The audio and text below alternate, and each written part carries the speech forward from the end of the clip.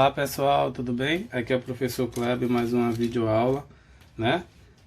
Nessa videoaula vamos trabalhar aí conjunto das partes, um assunto muito corriqueiro aí nas provas de vestibulares e nem mais que às vezes a gente esquece de dar importância devida. Então, não esqueça, né, de compartilhar o vídeo para que ele possa chegar a maior número de pessoas e que o YouTube também entenda que esse conteúdo é interessante, né, e possa também divulgar e dar seu like.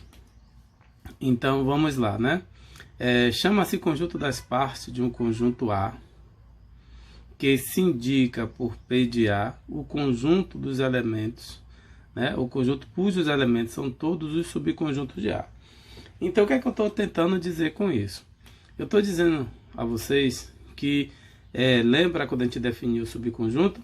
Então, pelo diagrama de Venn, eu tenho aqui um conjunto A, não é isso?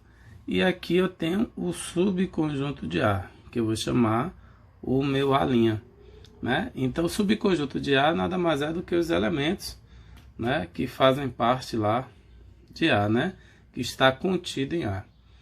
Então, esses subelementos, eles vão gerar, né, subconjuntos, que a gente chama de conjunto das partes, né? São os elementos que pertencem ao subconjunto ou não os elementos que não pertencem ao subconjunto.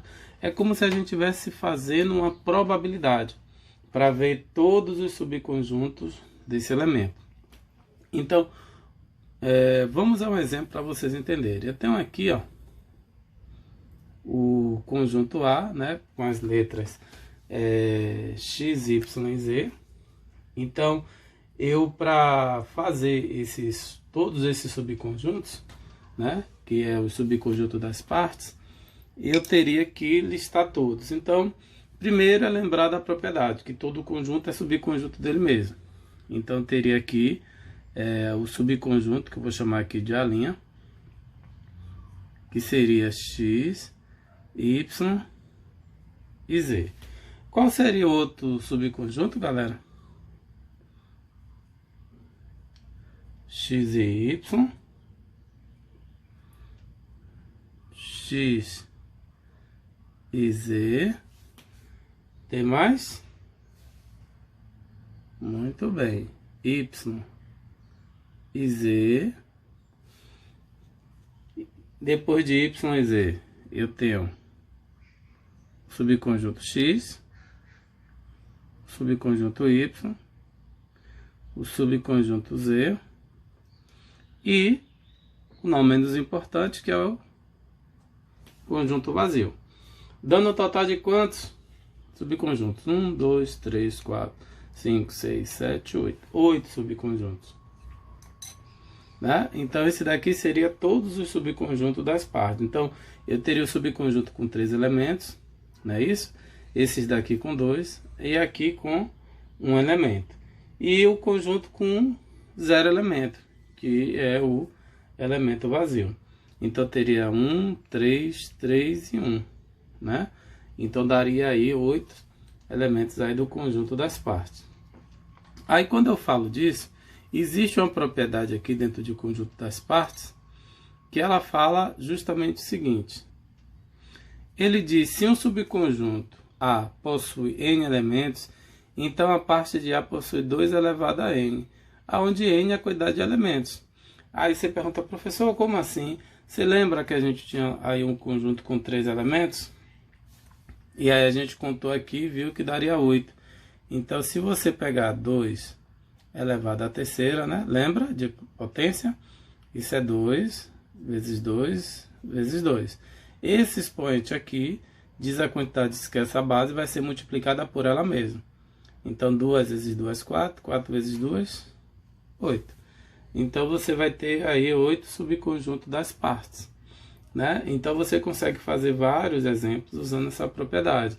Inclusive, para a área de probabilidade. Às vezes, eles perguntam, questão de verdadeiro e falso. Tem lá 10 questões, qual a probabilidade, né, de acontecer aquilo ali. Então, verdadeiro e falso seriam 2 possibilidades, né, do conjunto das partes. Tá bom? Vamos dar continuidade agora falando um pouquinho sobre igualdade de conjuntos.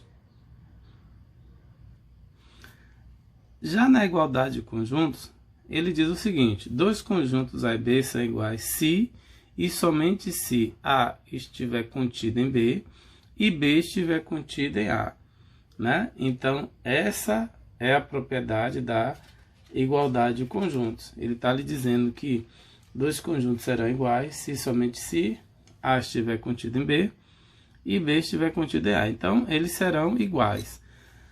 Aí você pergunta, como assim? Calma, vamos lá, ó.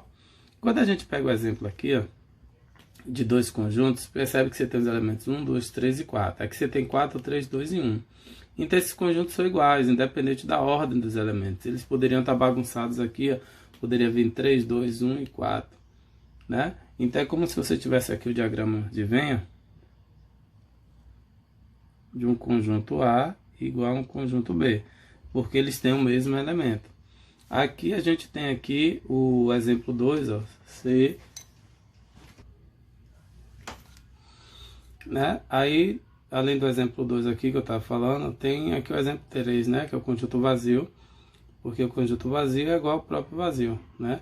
É o conjunto onde tem 0 elementos, certo?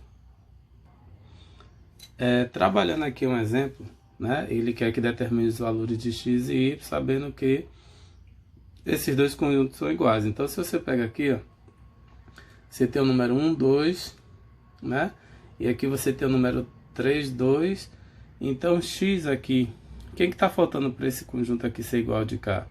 Eu tenho 1, 2, aqui eu tenho 3, 2, então aqui o x tem que ser, né, o número 3, e o y, ele teria, então o y, né, ele fica igual a 1, e aí a gente teria o conjunto aqui, ó, né, o conjunto agora igual seria como?